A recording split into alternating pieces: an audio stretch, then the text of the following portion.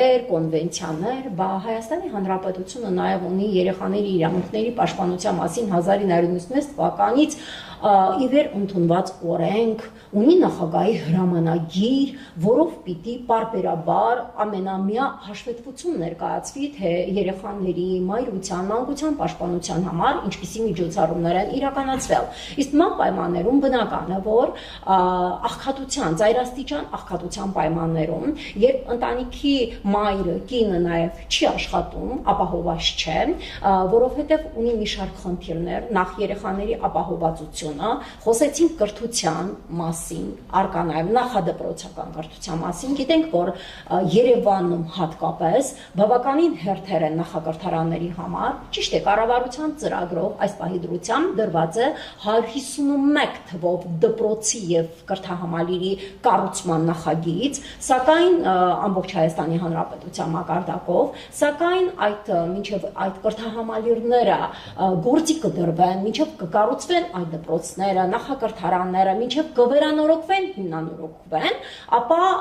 երեխաները, որոնք հերթագրվել են մանկապարտեզ հաճախելու համար, նրանք կդառնան դպրոցահասակ եւ մի բան էլ ավելի։ Հետեւաբար այդ ծրագիրը այդ երեխաների համար չի գործի եւ նրանք կկանգնեն լուրջ խնդիրների առաջ։ Իսկ այն երեխաները, ովքեր նախադպրոցական կրթություն չեն ստանում, բնական է նրանք մի քիչ ավելի հետ են մնում իրենց հասակակից երեխաներից, հետեւաբար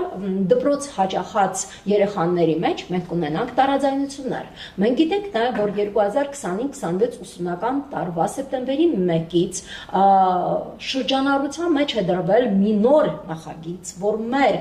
6 տարին մինչև տվյալ ուսումնական տարվա դեկտեմբերի 31-ը լրացած 6 տարին երեխան պարտադիր հաճախում է դպրոց եւ դպրոց է հաճախելու նաև այն երեխան իր համապատասխան տարիքային խումբում, ում տարիքը ոչ թե 6 է, այլ օրինակ 7 տարեկան է։ Այսինքն ստացվում է, որ այդ երեխան, ով առաջին դասարան չի հաճախել, ինքը 7 տարեկան է, հետեւաբար պիտի նստի երկրորդ դասարանում առանց տառաճանաչ։ Բնական է, որ երեխան տառաճանաչ չլինելով հանդերձ, ծայրաստիճան աղքատության պայմաններում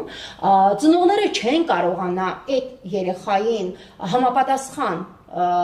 պարապմունքի տալ, որպեսզի ինքը հասցնի իր հասակակիցներին եւ կունենանք մի շարք հոգեբանական խնդիրներ։ Բնական է, որ եթե այդ երեխան դպրոց չի հաճախել, հետեւաբար ունեցել է մի շարք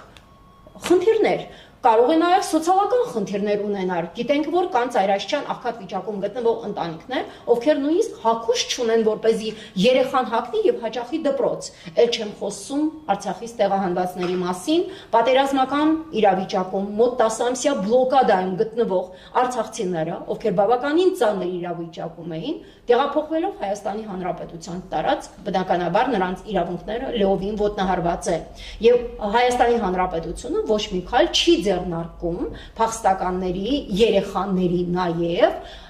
մայրության, մանկության հարցերը կարգավորելու, լուծելու համար միանշանակ բարձի թողի վիճակում է թողել իր անմիտ